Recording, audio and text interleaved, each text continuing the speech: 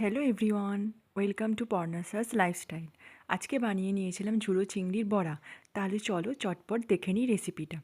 একটা বাটিতে আমি নিয়ে নিয়েছি পেঁয়াজ, ধনিয়া পাতা, রসুন আর কাঁচা লঙ্কা কুচি। উপর থেকে দিয়ে দিলাম 2 চামচ বেসন, পরিমাণ মতো নুন, তারপরে দিয়ে দিলাম পরিমাণ মতন হলুদ গুঁড়ো আর পরিমাণ মতন লঙ্কার গুঁড়ো। ওটা দেখতে পেলে ওটা ঝুড়ো চিংড়িগুলো। তারপরে দিয়ে দিলাম 2 চামচ মতন কর্নফ্লাওয়ার।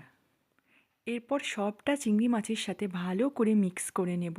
এই দেখো মিক্স করে নিয়েছি। এবার গরম তেলে ছেড়ে ভাজার পালা।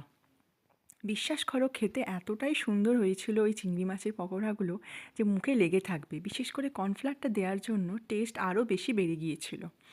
এক থালা করে একদম পকোড়া ভাজা হয়ে গিয়েছিল এই শীতের ওয়েদারে।